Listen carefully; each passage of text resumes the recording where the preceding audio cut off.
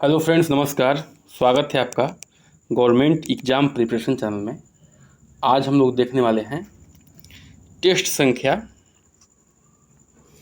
16, जो कि UP constable का जो एग्ज़ाम होने वाला है, री एग्ज़ाम, उसके उसके बारे में है। सामान्य अध्ययन के प्रश्न हैं और क्विक रिवीजन है। जो भी इम्पोर्टेंट प्रश्न है जो आपके एग्ज़ाम में आ सकते हैं, उन्हीं पे बात करेंगे और अगस्त में वर्दी पक्की करने वाला काम हम लोग करने वाले हैं। चलिए, बिना देरी किए हुए हम लोग जुट जाते हैं तैयारी में। पहला प्रश्न क्या है? निम्नलिखित में से किस सभ्यता को विश्व की प्राचीनतम सभ्यताओं में से एक माना जाता है? ठीक है, विश्व की प्राचीनतम सभ्यताओं में से एक मानते हैं किसको? मेसोपोटामिया सभ्यता को, मिस्र सभ्यता को, हड़प्पा सभ्यता को या चीनी सभ्यता को? तो उत्तर हो जाएगा ए, यानी कि ये मेसोपोटामिया सभ्यता को जो है प्राचीनतम सभ्यताओं में से एक है। ठीक है, तो जो भी ये सभ्यता दिख रही है सब प्राचीन ही है, लेकिन इनसे भी प्राचीनतम है तो वो है कौन सी?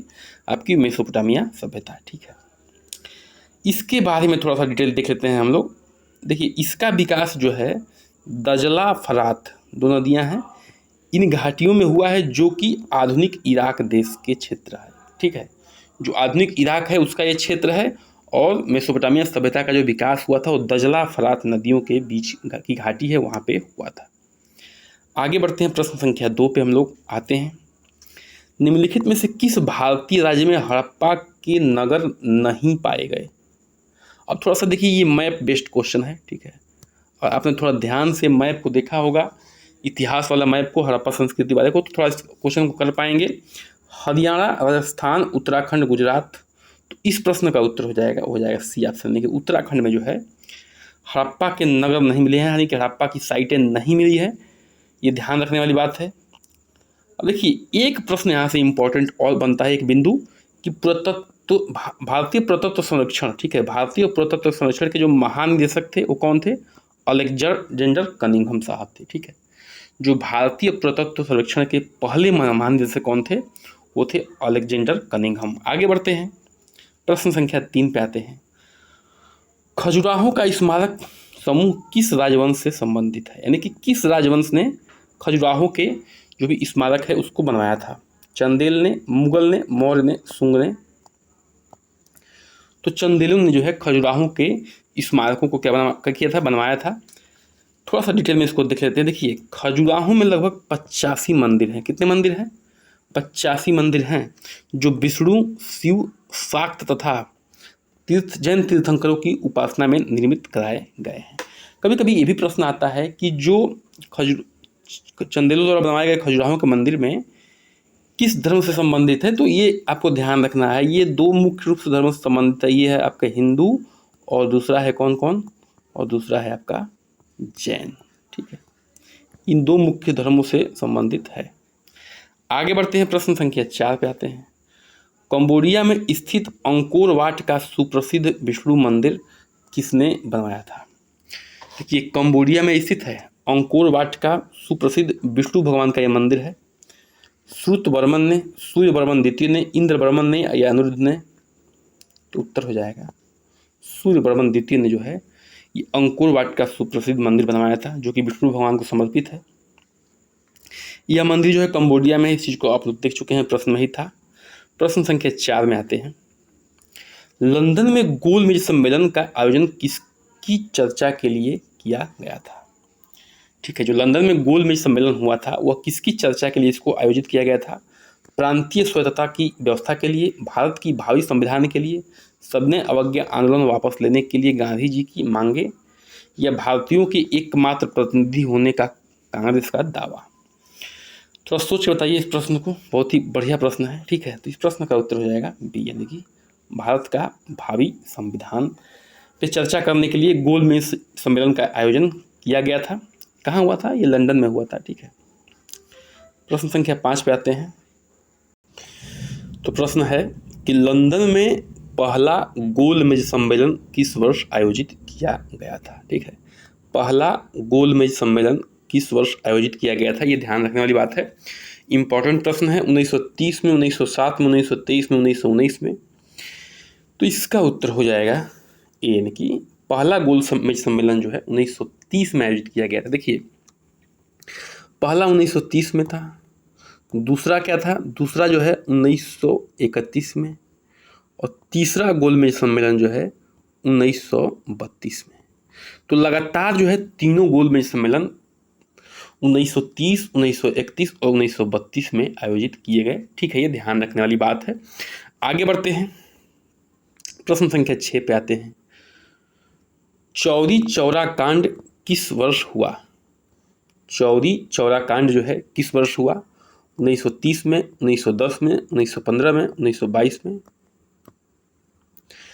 तो चौरी चौरा कांड जो है 1922 में हुआ। तो ये हुआ क्यों था, इसको थोड़ा सा हम लोग देख लेते हैं। ठीक है, और चौरी चौरा कांड जो है 4 फरवरी 1922 को गोरखपुर में हुआ। जो चौरी चौरा स्थान है ये गोरखपुर जिले में ही है। ठीक है, इसमें 23 सिपाहियों की मृत्यु हो गई थी। एक्चुअल में वहाँ एक जुलूस निकला था। ठीक है, और गांधी जी के असहयोग आंदोलन के सपोर्ट में था ये जुलूस। उस समय पुलिस के लोगों ने उन पर फायरिंग कर दिया। जुलूस के लोगों ने जो है उन सिपाहियों को उस जेल में बंद करके क्या कर दिया था, आग लगा दिया था, जिससे जो है 23 सिपाहियों की मौत हो गई थी। इसके बाद जो है असहयोग आंदोलन गांधी जी ने क्या कर लिया था, इसको वापस ले लिया था। आगे बढ़ते हैं, प्रश्न संख्या 7 पे आते हैं। राज्य के आकस्मिक कोष का संचालन करता है।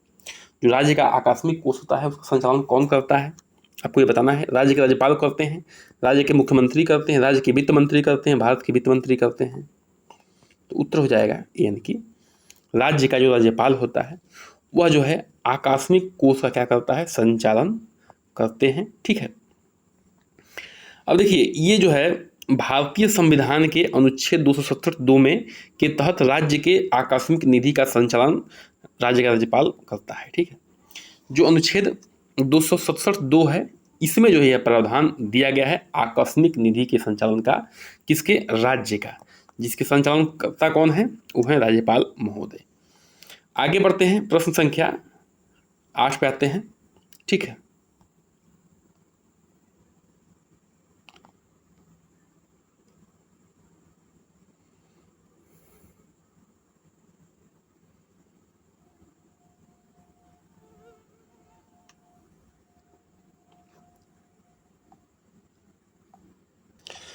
तो 8वां प्रश्न देख लेते हैं। थोड़ा सा टेक्निकल इशू हो गया था। ठीक है, भारतीय केंद्र सरकार ने किस वर्ष में राज्य पुनर्गठन आयोग की नियुक्ति की थी?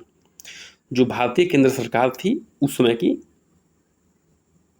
किस वर्ष में राज्य पुनर्गठन आयोग की नियुक्ति की थी? 1951 में, 58 में, 1953 में, 1950 में। तो इस प्रश्न का उत्तर होगा सी, यानी कि 1953 में जो है राज्य पुनर्गठन आयोग का क्या हुआ था, नियुक्ति हुआ था। देखिए, केंद्र सरकार ने वर्ष 1953 में न्यायाधीश फजल अली के अध्यक्षता में पहली राज्य पुनर्गठन आयोग की नियुक्ति की थी। ठीक है, जो केंद्र सरकार थी उसने क्या किया था, जो न्यायाधीश थे फजल अली, उनकी अध्यक्षता में 1953 में राज्य पुनर्गठन आयोग की नियुक्ति की थी। और 2 नए अध्यक्ष इनके सहायता में थे। वो कौन थे, हृदय नाथ कुंजरू महोदय और KM पणिक्कर साहब। ये दोनों क्या थे, फजल अली के, ठीक है, साथ में कार्य कर रहे थे। इस आयोग ने वर्ष 1955 में अपनी रिपोर्ट को सौंप दिया। ठीक है, केंद्र सरकार को। आगे बढ़ते हैं, प्रश्न संख्या 9 पे आते हैं। लैटेराइट मृदा और से भरपूर होता है। लैटेराइट मृदा में आयरन तो होता ही होता है, और क्या होता है, पोटेशियम, चूना, एल्युमिनियम या नाइट्रोजन। तो उत्तर हो जाएगा सी, यानी कि जो लैटेराइट मिट्टी होती है उसमें आयरन और एल्युमिनियम क्या होता है, दोनों होता है। थोड़ा सा इसको डिटेल में देख लेते हैं। देखिए, जो लैटेराइट मिट्टी होती है उसमें लौह ऑक्साइड यानी कि आयरन ऑक्साइड और एल्युमिनियम ऑक्साइड की प्रचुरता होती है। आगे बढ़ते हैं, प्रश्न संख्या 10 पे आते हैं। खादर और भांगर किस मृदा के प्रकार हैं? जो खादर है और भांगर है किस मृदा के प्रकार हैं? एलुवियल के, काली के, लेटेराइट के या लाल के? तो इसका उत्तर हो जाएगा ए, यानी कि एलुवियल मिट्टी के जो है प्रकार है खादर और भांगर। ठीक है, एलुवियल को जो है हिंदी में जलोढ़ मिट्टी भी कहते हैं। खादर और भांगर जो है जलोढ़ मृदा के प्रकार हैं। इसको अंग्रेजी में जो है एलुवियल सॉइल कहते हैं। ठीक है, ये ध्यान रखना है, एलुवियल सॉइल ये अंग्रेजी में कहते हैं, हिंदी में जलोढ़ मिट्टी। खादर नवीन और भांगर या बांगर जो है पुराने जलोढ़ मृदा के बने होते हैं। तो आशा है कि ये सेशन जो है आपको बहुत अच्छा लग रहा होगा और बहुत ही इंपॉर्टेंट प्रश्न है आपके एग्जाम पॉइंट ऑफ व्यू से। चैनल को बिल्कुल सब्सक्राइब कर दिए, लाइक करिए, शेयर करिए और कमेंट करिए। बन रही है हमारे साथ। नमस्कार, जय हिंद।